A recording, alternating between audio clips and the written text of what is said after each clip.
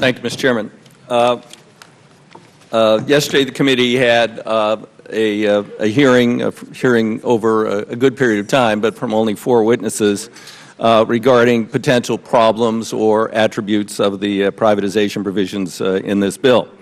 I am particularly opposed to the privatization, even to a nonprofit corporation, of the air traffic organization and the problems that might result. The chairman and I, I've said many times, agree over some of the base problems, so I'm offering a much more targeted amendment to get those problems resolved. Congress in '96 acted to give the FAA authority to reform its personnel procedures and to reform its procurement practices.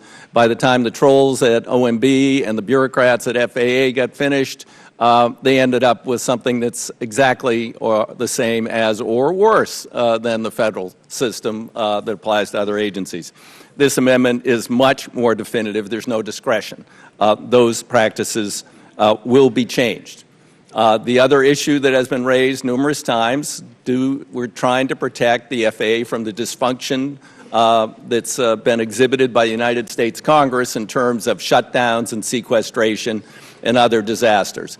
This would remove the trust fund from that part of the budget and make it mandatory spending, and projections are over the next 10 years that we will come within a very few percent at current operational levels, without any new efficiencies that will come through the procurement and personnel reform, of self-funding the entire organization. So we're not creating a debt or deficit problem, but we are providing for budget, for budget security.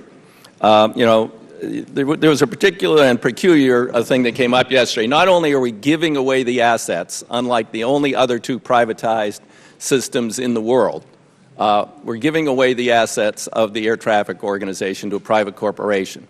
And when I asked what would happen if this corporation couldn't support itself, it is way too big to fail and more critical than the banking system, one could argue, particularly the Wall Street predatory banks. And I voted against TARP. And and Mr. Poole said, well, we'd have to increase fees for users or solve it. Of course, that's then subject to approval by the Secretary, and if the Secretary disagrees that they want to charge every passenger $10 a ticket to bail out a failing corporation, then suddenly we're faced with the potential that this thing would cease to operate, at which point the government would want to take it back. If we took it back, we gave it to them. It's a private corporation. They paid nothing for it. That would constitute a taking. We would then have to buy back our assets from the private corporation. Whoa, too big to fail and guaranteed to get money out of the federal government. That is very problematic. The GAO report yesterday, again, I apologize, it only came out yesterday, and we haven't had an opportunity to discuss the ramifications of it because we're marking up today, which I think is a mistake. Says small and rural communities could be negatively affected. General and business aviation might see their contribution to the cost of services rise. A new entity too big to fail, raising questions how and when the government would have to bail it out, as occurred in the United Kingdom. I could go on and on about the problems of privatization. The world's 2nd largest airline, all FAA labor unions except for the controllers, the Regional Airline Association, the National Business Aviation Association. I could probably add in, because of the provision in the bill, the independent truck drivers and the Teamsters, but we'll get to that issue later. I'm not solving that with this amendment, are all opposed to the current legislation. I think fracturing the FAA is a mistake. As I made in my opening statement, it's only when we got better communication within the FAA. Now we're going to leave certification, which is critical for any new operations and efficiencies over here, subject to totally to general fund vicissitudes of the Congress.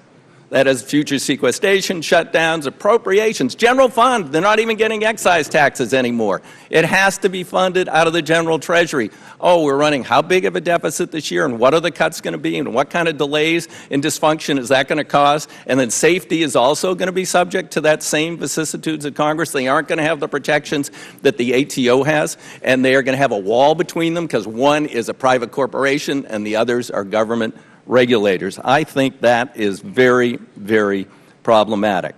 So I believe that this would be a superior way to move forward to solve the long-standing problems and not create new problems for the Air Traffic Organization of the United States of America. With that, I yield back the balance of my time.